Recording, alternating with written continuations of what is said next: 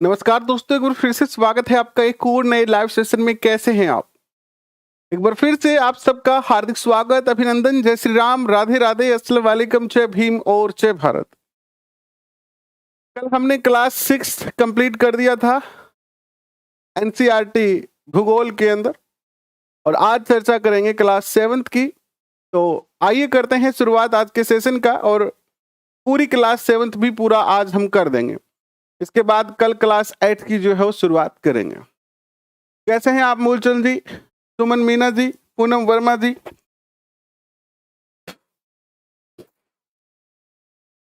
आप सबका बहुत बहुत स्वागत और अभिनंदन। उदयलाल, कैसे हैं आप?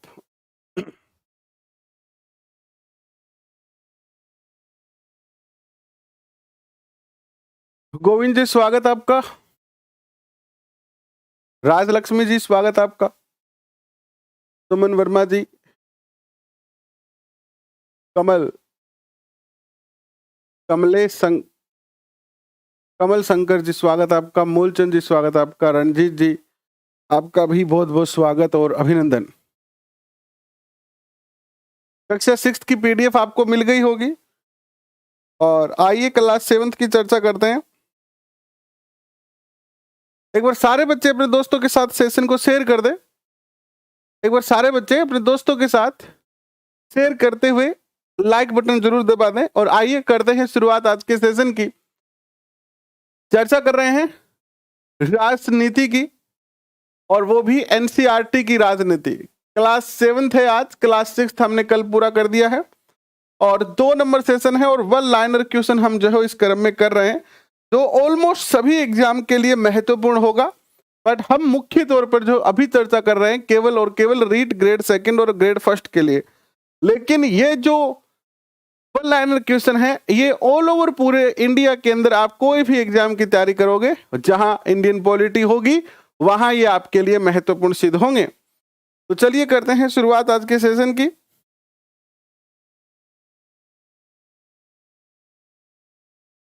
अगर आप हमारे इस परिवार के सदस्य नहीं बने हैं तो परिवार के सदस्य जरूर बन जाएं, ताकि आने वाले जितने भी सेशन हैं उन सबको आप सबसे पहले जो है वो देख पाएं, और प्रत्येक सेशन का आपको नोटिफिकेशन मिले, प्लस प्रत्येक सेशन की आपको पीडीएफ मिले। इसके लिए आप सब्सक्राइब बटन पे क्लिक करने के बाद ऑल नोटिफिकेशन जरूर सेलेक्ट कर ले, बेल आइकन दबाकर। और प्रत्येक सेशन की पीडीएफ फाइल प्राप्त करने के लिए आपको सब्सक्राइब बटन पे क्लिक करने के बाद हमारे इस टेलीग्राम चैनल को ज्वाइन करना है, टेलीग्राम ग्रुप को ज्वाइन करना है। यहाँ से जितने भी सेशन हैं उन सब की आपको पीडीएफ जो है बहुत ही आसानी से और बिना किसी शुल्क के जो है अवेलेबल हो जाएगी। ठीक है, तो चलिए करते हैं शुरुआत।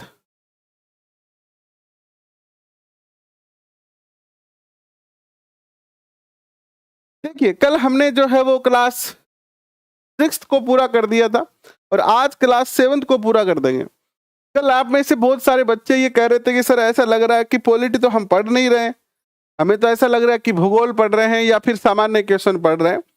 लेकिन अगर आपके पास एनसीईआरटी की बुक है क्लास 6 to 10 की, या क्लास 6 की, 7 की, अगर बुक नहीं है तो कोई बात नहीं है। एनसीईआरटी की वेबसाइट ओपन करें आप, और वहां से आप डाउनलोड करें क्लास 6, 7, 8, 9, 10 की पॉलिटी की बुक, और फिर आप देखिए जो आपकी बुक में डाटा है उसी डाटा से क्वेश्चन बनाकर आप तक पहुंचाने का प्रयास किया जा रहा है। अब बुक में जो है वही तो क्वेश्चन बनाएंगे ना, उससे ज्यादा कहां से चलेंगे हम। तो जैसे भी आपके बुक में डाटा है, एनसीईआरटी आज मैं सुबह लगभग 11 बजे, आज संडे था तो कोई सेशन नहीं रखा, जनरली संडे को छुट्टी ही रखते हैं, रात का भी सेशन नहीं है, लेकिन चूंकि पेपर का टाइम नजदीक आ गया तो एनसीईआरटी पॉलिटिक्स करना हमारे लिए ज्यादा जरूरी था, तो इसलिए ये रात का सेशन रखा है। सुबह 11 बजे से लेकर और शाम को 5:30 तक निरंतर पूरी के पूरे 9 चैप्टर, क्लास 7 के 9 चैप्टर पढ़कर ये जो डाटा है वो बनाया गया है, और एक एक लाइन को पढ़ के बनाया गया है। मेरे नजरिए से कोई क्वेश्चन नहीं बचेगा जो कि पेपर में पूछने के लायक है और आपकी एनसीईआरटी की बुक में है। तो एनसीईआरटी क्लास 7 पॉलिटी से एक एक क्वेश्चन हमने बनाने का प्रयास किया, लेकिन फिर भी आपको ऐसा लग सकता है क्योंकि बुक ही ऐसी है, डाटा ही ऐसा है, सारे के सारे एनसीईआरटी के चैप्टर जो है वो कहानी बेस्ड हैं, जैसे वार्तालाप बेस्ड है, जैसे दो बच्चे बात कर रहे हैं या किसी मोहल्ले की घटना का वर्णन है, किसी गांव की घटना का वर्णन है, तो इतना ज्यादा क्वेश्चन बन नहीं पाता है। लेकिन फिर भी हमारे एग्जाम के दृष्टिकोण से, ऑल और किसी भी एग्जाम के दृष्टिकोण से जितने भी क्वेश्चन बन सकते थे हमने बनाने का प्रयास किया है। बाकी आप कमेंट में लिख के बताना कि आपको ये क्वेश्चन कैसे लगे, और अगर आप में से कोई एनसीईआरटी पुस्तक रखता है या उसको पढ़ता है तो आप भी अपना फीडबैक जरूर देना कि इन क्वेश्चनों से आपने जो पढ़ा है या आप जो एनसीईआरटी डिटेल बुक पढ़ रहे हो उसकी क्या यह सार है कि नहीं है। हमारा टारगेट यही है कि एनसीईआरटी बुक आपको ना पढ़नी पड़े, तो आप रेंडमली चेक भी कर सकते हैं किसी भी चैप्टर को उठाकर, आपको यहाँ निराशा जो है बिल्कुल भी नहीं होगी। तो चलिए करते हैं फिर शुरुआत आज के सेशन की। क्लास 7 सामाजिक एवं राजनीतिक विज्ञान राजनीतिक जीवन भाग 2, भाग 1 हमने कल किया है, भाग 2 आज कर रहे हैं, और भाग 3 क्लास 8 का हम कल करने वाले हैं। तो चलिए करते हैं शुरुआत। टोटल 9 चैप्टर हैं इसमें, ठीक है, ये 9 चैप्टर हैं इसके अंदर। इकाई 2, इकाई 1, 2, 3, 4, 5 और 6 इकाई के अंदर 9 चैप्टर है। पहला चैप्टर आपके स्क्रीन पर आ रहा है समानता। क्लास 7 का पहला चैप्टर है समानता। अब इस चैप्टर से जितने क्वेश्चन बनते हैं वो आपके स्क्रीन पर रख रहा हूं, देखिएगा। जितने भी बच्चे अभी अभी जुड़े हैं उन सबका हृदय की गहराई से बहुत बहुत स्वागत और अभिनंदन। अगर आपने पहली बार क्लास को ज्वाइन किया है तो हमारे प्लेलिस्ट में जाके देखिए, बहुत सारी क्लासें हैं जो आपके एग्जाम के दृष्टिकोण से महत्वपूर्ण होगी और अपने लक्ष्य की ओर आपको लेके चलेगी। देखिएगा, सार्वभौमिक वयस्क मताधिकार का विचार किस विचार पर आधारित है। ये जो सार्वभौमिक वयस्क मताधिकार का जो कॉन्सेप्ट है ना, वो किस विचारधारा पर आधारित है, तो ये समानता के विचारधारा पर आधारित है। भारत में ऐसी व्यवस्था की गई है कि जब वोटिंग की बारी आती है, चुनाव की बारी आती है, तो अमीर गरीब सब एक समान हो जाते हैं। यानी प्रत्येक व्यक्ति के वोट की कीमत, जो वैल्यू है, यानी किसी भी व्यक्ति के वोट की जो वैल्यू है वो क्या है, एक जैसी है। अगर अमीर आदमी है तब भी उसकी वोट की वैल्यू उतनी है जितनी कि एक गरीब व्यक्ति की है। यानी संवैधानिक तौर पर भारत के प्रत्येक अमीर गरीब किसी भी जाति धर्म लिंग के व्यक्ति को समान ही रखा गया है। प्रत्येक 18 वर्ष से ऊपर का व्यक्ति जो है वो इसमें एक ही दृष्टिकोण रखता है और सबको वोट डालने का अधिकार दिया गया है। नेक्स्ट देखिएगा, दलित लेखक ओम प्रकाश वाल्मीकि। ये जो दलित लेखक है ओम प्रकाश वाल्मीकि, इसके द्वारा एक आत्मकथा लिखी गई जिसका नाम क्या था, जूठन। तो ये क्वेश्चन रीट लेवल फर्स्ट में, रीट लेवल सेकंड में पूछा जा सकता है कि किस दलित लेखक के द्वारा जूठन की रचना की गई, या जूठन का संबंध किस लेखक से है, या जूठन आत्मकथा किससे संबंधित है। हालांकि ये क्वेश्चन आप देखोगे तो आपको पॉलिटी से संबंधित नहीं है। क्लास 6, 7, 8 आपको लगेगा ही नहीं कि पॉलिटी से संबंध है। आपको लगेगा जब हम 9th, 10th, 11th और 12th में जाएंगे ना, तब आपको फील आएगा कि हम पॉलिटी पढ़ रहे हैं। विद्यालय में मध्याह्न भोजन की व्यवस्था कहां से शुरू की गई थी, तमिलनाडु से की गई थी। हमारे विद्यालय के अंदर जो दोपहर के समय भोजन मिलता है ना, मिड डे मील जिसे हम कहते हैं, ये जो मिड डे मील का कॉन्सेप्ट शुरू हुआ था सबसे पहले इन इंडिया, वो हुआ था कहां से, तमिलनाडु में हुआ था। कहां से हुआ था, तमिलनाडु में जो शुरू होता है। और नागरिक अधिकार आंदोलन कहां हुआ था, ये हुआ था अमेरिका में, है ना, अमेरिकन लिखा गया है। नागरिक अधिकार आंदोलन कहां शुरू हुआ था, अमेरिका के अंदर शुरू हुआ था। अमेरिका ने नागरिक अधिनियम कब लागू किया, या अमेरिका में नागरिक अधिनियम कब आया, तो 1964 के अंदर जो है वो ये अधिनियम आता है। नेक्स्ट देखिएगा, भारत के संविधान के किस अनुच्छेद में समानता की बात कही गई है, तो अनुच्छेद 15 जो है वो समानता के अधिकार से जुड़ा हुआ है। और किस अधिनियम के तहत दिव्यांग जनों के लिए भवन, स्कूल, अस्पताल आदि सार्वजनिक स्थलों पर ढलान बनाए जाए ताकि वह आसानी से उस स्थान पर पहुंच जाए। आप देखोगे कि कोई भी स्कूल है, उस स्कूल का जो मुख्य दरवाजा है ना, ये जैसे दरवाजे के आगे क्या बनी होती है, सीढ़ियां बनी होती है इस तरीके की, तो सीढ़ियों के साथ है ना दोनों तरफ इस प्रकार की स्लैब बनाई जाएगी। स्लैब, स्लैब, स्लैब जान गए आप?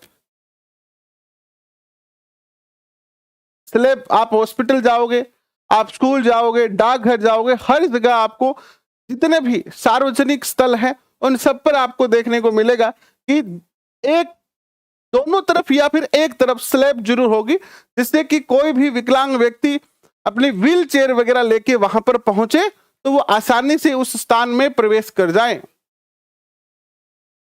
ठीक है, नेक्स्ट क्वेश्चन देखिएगा, आपके स्क्रीन पर आता है, यह है कि तो ये जो अधिनियम था वो दिव्यांग जन अधिकार अधिनियम 2016 था। नेक्स्ट क्वेश्चन देखिएगा, नेक्स्ट चैप्टर आ गया है स्वास्थ्य में सरकार की भूमिका। अब ऐसे चैप्टर, इसमें से क्वेश्चन क्या बना है यार, पॉलिटी की तो मुझे खुद कोई फीलिंग नहीं आ रही है कि हम पॉलिटी पढ़ रहे हैं, लेकिन जो भी आपकी एनसीईआरटी में है वो मैं आपके सामने रख रहा हूं। ठीक है, जो भी आपकी एनसीईआरटी की बुक में है पॉलिटी के अंदर, वो सब मैं आपके सामने रख रहा हूं। अब इसमें पॉलिटी है कि नहीं, अब इसमें क्या कहें, वैसे देखा जाए तो ऐसे कोई पॉलिटी वाली फीलिंग नहीं आ रही है, लेकिन इसलिए फीलिंग नहीं आ रही है क्योंकि हम स्कूल की किताबें पढ़ रहे हैं और आपको पता है कि बच्चों को पॉलिटी से कनेक्ट करने के लिए ऐसे थोड़ा समय लगता है। पहले बच्चों को चीजें बताई जा रही है, बेसिक चीजें बताई जा रही है। अगर आप बुक को पढ़ोगे ना तो आपको पता चलेगा कि एनसीईआरटी की बुक बच्चों के लेवल में, देखो आरबीएसई की और एनसीईआरटी की जो बुक है ना उसमें अंतर क्या है, आरबीएसई की बुक को पढ़ना बच्चों के लिए तो कठिन है, आरबीएसई की बुक को पढ़ना बच्चों के लिए कठिन है, बच्चों को उनको याद करना कठिन है, क्योंकि उसमें बहुत ज्यादा फैक्ट दे दिए गए, बहुत ज्यादा ऐसी बातें दे दी गई जो कंपटीशन लेवल की है। तो आरबीएसई की बुक बच्चों के लिए कठिन है पढ़ना, जबकि एनसीईआरटी की जो बुक है वो बच्चों के लिए पढ़ना बड़ा इंटरेस्टिंग है। आरबीएसई की बुक को बच्चे पढ़ने में रुचि नहीं लेंगे ज्यादा, लेकिन एनसीईआरटी की जो बुक है ना उसमें बच्चे रुचि लेंगे, क्योंकि एनसीईआरटी की बुक जो है वो ऐसे बाल मनोविज्ञान के आधार पर बनाई गई है जिससे कि बच्चे रुचि ले। जैसे आप अगर पॉलिटी पढ़ोगे, हिस्ट्री पढ़ोगे, ज्योग्राफी पढ़ोगे तो उसमें कहानियां हैं, बिहार के गांव की कहानी है, तमिलनाडु के गांव की कहानी है, मध्य प्रदेश के गांव की कहानी है ना। किसी में जैसे सबाना नाम की लड़की अपने नाना के यहाँ गई है ना, मोहित नाम का लड़का है अपने चाचा के यहाँ गया है। इस तरीके की कहानियां हैं जिससे बच्चे बेहतर तरीके से क्या हो सके, कनेक्ट हो सके, किसके साथ, कक्षा के साथ। तो उन बच्चों के लेवल के लिए तो बहुत अच्छे, लेकिन हम जो कंपटीशन एग्जाम की तैयारी कर रहे हैं वहां हमें यहां से कुछ ज्यादा बेहतर नहीं मिल पा रहा है। लेकिन फिर भी ये मैं कक्षा आपको लगभग मैंने आपको एनसीईआरटी करवा दी है, हिस्ट्री करवा दी, ज्योग्राफी करवा दी, और पॉलिटी की भी 2 क्लासें आज पूरी हो जाएगी। तो मैंने जो एनसीईआरटी पढ़ा है, क्योंकि ये सारे क्वेश्चन मैं खुद पढ़ पढ़ के एक एक चैप्टर को पढ़ पढ़ के आपके लिए बना रहा हूं, तो मैंने एक बात फील की है, एज ए बच्चे के रूप में ये बुक जो है वो बेस्ट है। बच्चे के रूप में ना, अगर आप बच्चों को देखें, अगर हम स्कूल लेवल की बात करें तो बहुत अच्छी बुक है, बट अगर कंपटीशन के अकॉर्डिंग देखें ना तो इन क्वेश्चनों में क्वेश्चन बनते कम हैं, लेकिन ऐसे ऐसे क्वेश्चन बनते हैं जो पेपर में डायरेक्ट आए हैं। मैंने देखा है यहां से जब मैंने इनको पढ़ा तो सीटेट में सीधे के सीधे क्वेश्चन, और अपने भी आप फर्स्ट ग्रेड सेकंड ग्रेड की बुक पुराने पेपर देखोगे ना तब आपको फील आएगा। तो जितने भी क्वेश्चन हो, चाहे कम बन रहे हो, है ना, कम बन रहे हो, लेकिन इन क्वेश्चनों को आप सीरियस लेना, और कम से कम जैसे कि मैंने आपको कल कहा है 15 बार, 10 से 15 बार पढ़ के जरूर आप पेपर देने जाना, ठीक है, वरना फिर आने के बाद धोखा होगा आपको। विश्व में सर्वाधिक चिकित्सा महाविद्यालय कहां पर है, तो भारत में है। विश्व में सबसे ज्यादा जो चिकित्सा महाविद्यालय है वो इंडिया में है, लेकिन फिर भी हमारी जो लोगों की स्वास्थ्य व्यवस्था है वो अच्छी नहीं है। अब इस चैप्टर को जब आप पढ़ोगे ना तो इस चैप्टर में यह दिखाया गया है, एक कटाक्ष किया गया है, एक तुलना की गई है कि भारत एक ऐसा देश है जिसमें विश्व की सबसे बेहतरीन चिकित्सा सुविधा है, और कई देशों के लोग भारत में अपना इलाज कराने के लिए आते हैं। लेकिन एक सामान्य व्यक्ति के जीवन में देखा जाए, जैसे इसमें कई जो ऐसे हॉस्पिटल के वाक्य दिखाए गए हैं अलग अलग उदाहरणों के जरिए कि जो गवर्नमेंट हॉस्पिटल है ना वो साधारण लोगों की, गरीब लोगों की अच्छे से केयर नहीं करता है, उनको अच्छे से इलाज नहीं देता है, और प्राइवेट हॉस्पिटल तक गरीब लोग पहुंच नहीं पाते हैं। तो गरीबों के लिए यहां पर कोई व्यवस्था नहीं है, क्योंकि गरीब लोग कहां जाएंगे? मैं एक साधारण व्यक्ति हूं, अगर मुझे कोई दिक्कत होती है तो मैं भाग के मेरे नजदीकी गवर्नमेंट हॉस्पिटल में जाऊंगा और वहां पर मुझे नहीं मिलता है।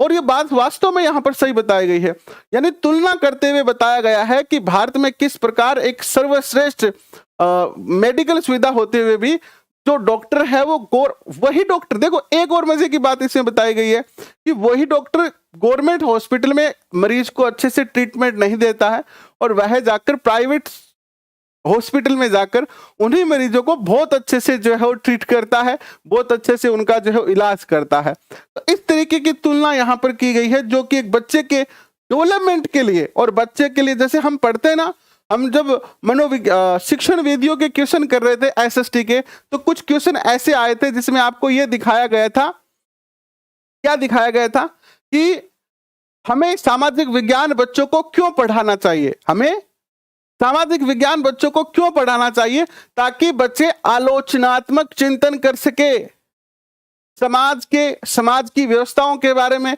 राजनेताओं के बारे में, राजनीतिक जो व्यवस्था है उनके बारे में क्या कर सके, आलोचनात्मक चिंतन कर सके। और आप एनसीईआरटी पढ़ोगे ना तो आपको फील आएगा कि उसमें इस तरीके का चैप्टर है, इस तरीके के चैप्टर को डेवलपमेंट किया गया है कि आप जो है आलोचनात्मक चिंतन जो है कर पाएंगे वहां पर बच्चे। नेक्स्ट क्वेश्चन देखिए, भारत में लगभग कितने हजार डॉक्टर तैयार होते हैं? तो 30,000 पर ईयर, यानी एक साल में 30,000 डॉक्टर जो है भारत में तैयार हो जाते हैं, अपनी डिग्री पूर्ण कर लेते हैं। 1950 में भारत में कितने हॉस्पिटल थे? 2,717 थे, और 1991 में ये बढ़कर 11,174 हो गए, और 2017 में ये हॉस्पिटल जो बढ़कर है वो कितने हो गए हैं? 23,583 हॉस्पिटल इन इंडिया है। और आपने देखा होगा कि अभी जब कोरोना आया था 2019-20 के अंदर, तो लोगों को रोड पर ऑक्सीजन सिलेंडर की खुद व्यवस्था करके अपना इलाज कराना पड़ा था। याद है ना आप सबको? भूले तो नहीं होंगे आप? इतने हॉस्पिटल, इतनी बेहतरीन जो है वो डॉक्टरों की फौज, लेकिन फिर भी लोगों के लिए इलाज के लिए जगह नहीं थी।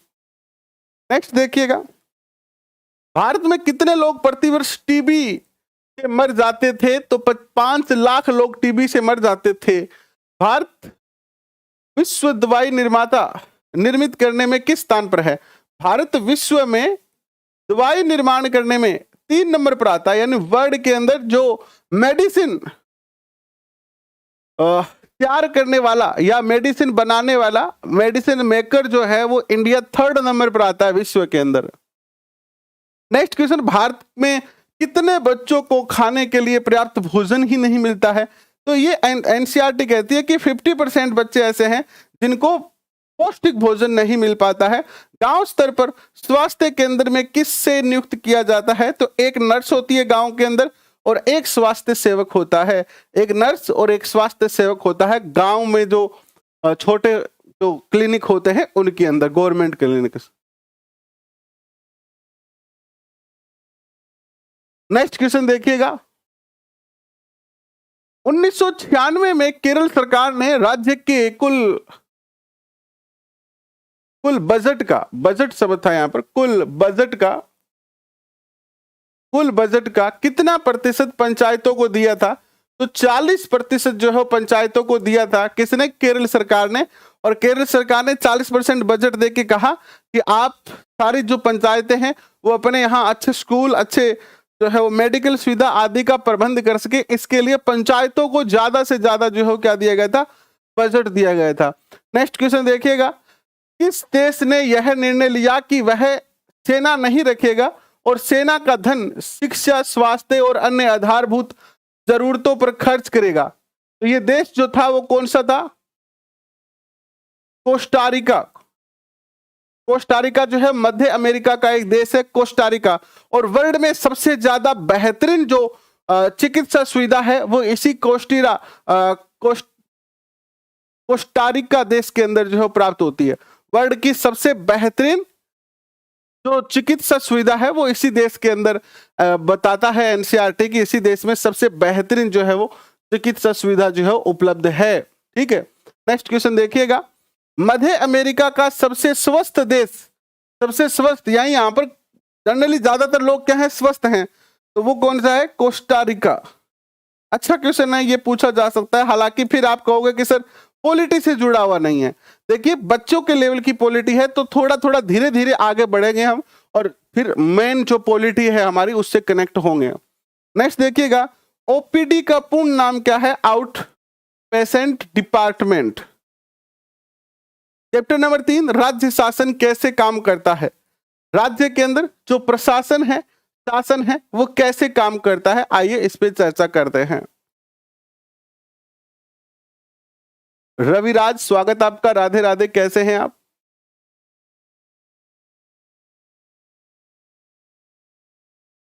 नेक्स्ट क्वेश्चन, विधानसभा के सदस्यों को कहा जाता है, विधायक कहा जाता है, एमएलए। और एमएलए का पूर्ण नाम क्या है? Member of legislative assembly. MLA का चुनाव किसके द्वारा होता है? जनता के द्वारा। और विधायक या एमएलए किसका प्रतिनिधि होता है? जनता का। हिमाचल प्रदेश कितने निर्वाचन क्षेत्र में बंटा हुआ है? 68। और राजस्थान कितने निर्वाचन क्षेत्र में बंटा हुआ है? 200। और एक निर्वाचन क्षेत्र में कितने विधायक चुने जाते हैं? एक निर्वाचन क्षेत्र का एक विधायक होता है। तो राजस्थान में 200 निर्वाचन क्षेत्र है इसलिए 200 विधायक होते हैं। बहुमत प्राप्त करने वाला राजनीतिक दल कहलाता है सत्ता पक्ष और बहुमत नहीं प्राप्त करने वाला राजनीतिक दल कहलाता है विरोधी पक्ष। राज्य का प्रमुख कहलाता है राज्यपाल और राज्यपाल की नियुक्ति कौन करता है? राष्ट्रपति।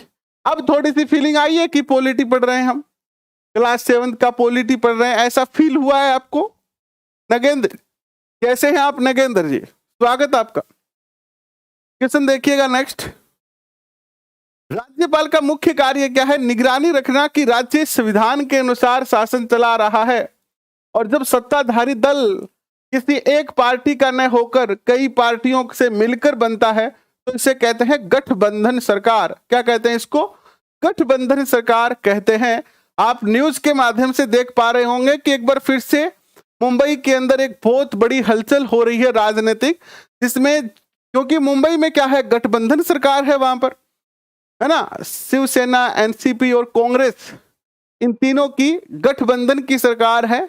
और शिवसेना का गठबंधन जो है वो गठबंधन की जो सरकार है उसके ऊपर अब जो है नंगी तलवार लटक रही है, क्योंकि उनके बहुत सारे विधायक जो है वो उनसे अलग हो रहे हैं और कहीं ना कहीं सरकार कभी भी गिर सकती है। तो गठबंधन क्या होता है? आप मारवाड़ी भाषा में जैसे समझने को प्रयास करा तो कई बार आप करा सीर में कोई व्यवसाय करा, सीर में 2 लोग मिलकर सीर में क्या करे कि दुकान खोल ले। मिनक तो वे एकदम राजी राजी रहे, ठीक है, मिनटों वे के रहे राजी राजी रहे, फिर वे के करे कि एक दूसरे से अगर लड़ना शुरू कर दे तो एक दूसरे पर अविश्वास करना शुरू कर दे और फिर लास्ट में गठबंधन या उनकी साझेदारी टूट जाती है। तो जनरली गठबंधन की सरकार कह लीजिए या साझेदारी की सरकार कर लीजिए, जिस भी राज्य में ये गठबंधन की सरकार होती है ना, उस राज्य की जनता को सबसे ज्यादा क्या होता है? हानि होता है। उस राज्य की जनता को सबसे ज्यादा हानि होता है। तो हम जनता को ध्यान रखना चाहिए कि गठबंधन की सरकार नहीं होनी चाहिए, क्योंकि गठबंधन की सरकार कैसी होती है? डाकुओं जैसी होती है।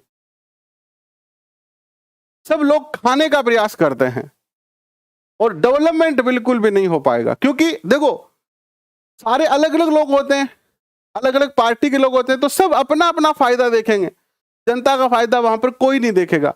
तो गठबंधन की सरकार होनी नहीं चाहिए किसी राज्य में, बट फिर भी कहीं पर भी होती है तो बड़ा दुर्भाग्य होता है उस राज्य का, है ना। जैसे मुंबई के साथ अब ऐसा ही हो रहा है, बार बार जो है हानि हो रही है जनता को, सबसे ज्यादा जनता को हानि होती है। नेक्स्ट देखिएगा, सत्ताधारी दल के नेता क्या बनते हैं? मुख्यमंत्री बनते हैं। मंत्रियों को कौन चुनता है? मुख्यमंत्री। मंत्रियों और मुख्यमंत्री और मंत्रियों की नियुक्ति कौन करता है? उनको शपथ कौन दिलाता है? राज्यपाल। कार्यपालिका का प्रमुख कौन होता है? मुख्यमंत्री होता है, मुख्यमंत्री होता है। नेक्स्ट क्वेश्चन देखिए, चैप्टर नंबर 4 आता है लड़के और लड़कियों के रूप में बड़ा होना। ये जो चैप्टर है वो क्या कहता है? ये चैप्टर ये कहता है कि लड़के और लड़कियों के रूप में कैसे हम बड़े होते हैं। लड़कों को जन्म के बाद जब वो थोड़ा थोड़ा बोलना शुरू करते हैं, चलना शुरू करते हैं, खिलौनों को लेना शुरू करते हैं, तो जनरली पिताजी माँ लड़कों के लिए कैसे खिलौने लेके आएगी? बंदूक, गाड़ी, ट्रक, साइकिल। लड़कों के खिलौने यही होते हैं। अब ये बताओ मुझे कि क्या उस लड़के को पता है जो अभी 1.5 साल का या 1 साल का या 8 महीने या 7 महीने का है कि मैं गाड़ी से खेलूं, मैं बंदूक से खेलूं, मैं साइकिल से खेलूं? अगर उसको वहां पर बेबी डॉल लाके दे दी जाती, टेडी बियर लाके दे दिए जाते, गुड़ियां लाके दे दी जाती, तो उससे भी तो वो खेल सकता था ना। लेकिन ये चैप्टर ये कहता है कि हमारे समाज के अंदर एक रूढ़ी बनता है कि जन्म के बाद जब बच्चा खेलना शुरू करता है तो माता पिता लड़कों को ऐसे खिलौने लाके देता है जो हार्ड हो, और लड़कियां अगर घर में है तो उनको ऐसे खिलौने लाके दिए जाते हैं जो सॉफ्ट हो, जैसे गुड़ी, टेडी बेयर, है ना, इस तरीके के। और फिर जैसे जैसे उनका विकास होता है उनको वैसे ही किया जाता है, उनको उस दिशा में ही, लड़के को हार्ड काम की तरफ लेके जाया जाता है, लड़कियों को सॉफ्ट काम के लिए लेके जाया जाता है। तो इस तरीके से इस चैप्टर के अंदर बताया गया है। इस चैप्टर में पॉलिटी की कोई भी बात नहीं है। इस चैप्टर में कोई भी पॉलिटी का क्वेश्चन नहीं है, और क्वेश्चन ही नहीं है। एक क्वेश्चन ये बनता है कि सामोआ द्वीप कहां पर स्थित है? प्रशांत महासागर के दक्षिण में। दूसरा क्वेश्चन बनता है कि किसी संस्था में महिलाओं की संख्या अगर 30 से अधिक है तो उस संस्था को कानूनी रूप से किसका निर्माण करना चाहिए? बाल बाड़ी का निर्माण करना चाहिए। मान लीजिए कोई स्कूल या कोई संस्था, जैसे कोई बैंक या कोई भी प्राइवेट या सरकारी संस्था जिसमें 30 से ज्यादा महिला एम्प्लॉय है, वहां पर एक बाल बाड़ी होनी चाहिए। बाल बाड़ी क्या होती है? देखो, महिला है तो साधारणतः महिला जनरली बहुत सी शादीशुदा महिलाएं भी जॉब करती है। अगर शादीशुदा होगी तो उनके बच्चे भी होंगे। तो सरकार ने ये रूल बनाया कि महिला अपने छोटे बच्चों की केयर कर सके, इसलिए जहां वो काम करे उस संस्था में अगर 30 से ज्यादा महिलाएं हैं तो वहां पर एक बाल बाड़ी यानी छोटा सा एक बच्चों के लिए स्थान होना चाहिए, जहां पर बच्चे खेल सके, जहां पर बच्चे आराम से रह सके, उनको माता बार बार में आके संभाल सके, जिससे कि माँ के ऊपर बच्चे के घर पे छोड़ के आने का प्रेशर ना रहे। ठीक है, नेक्स्ट क्वेश्चन देखिएगा।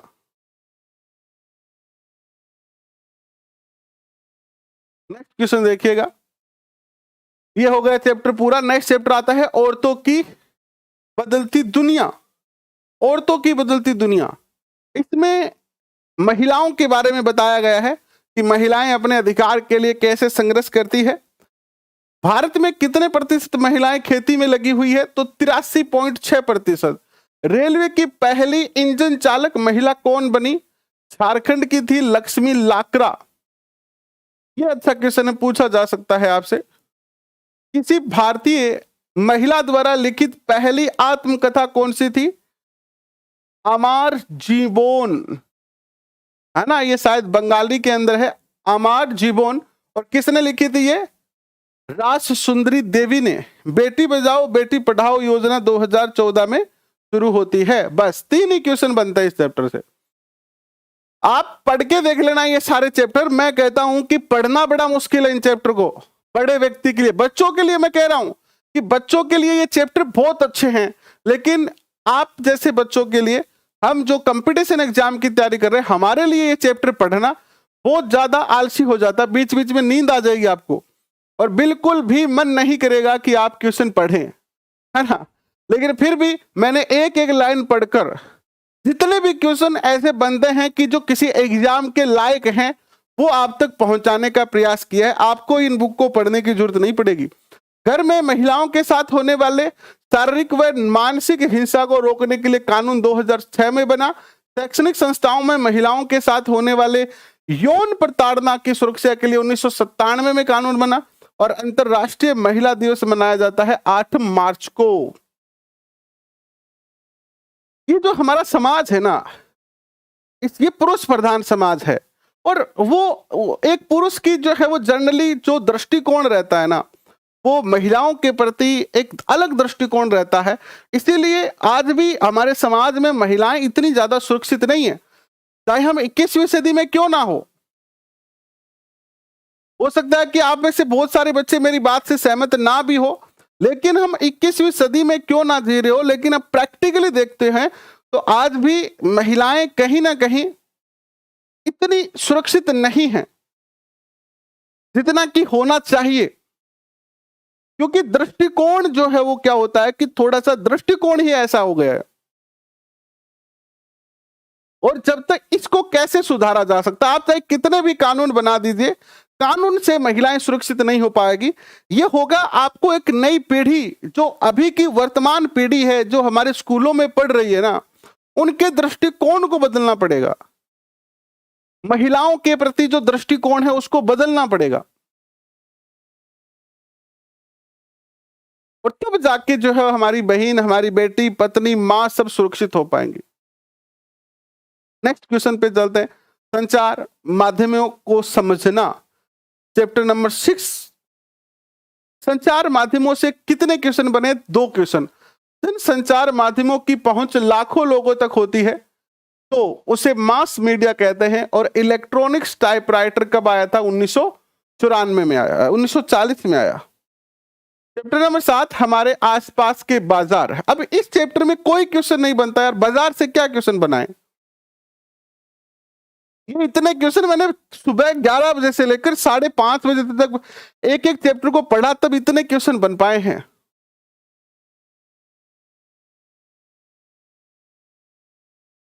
8वां चैप्टर, बाजार में एक कमीज।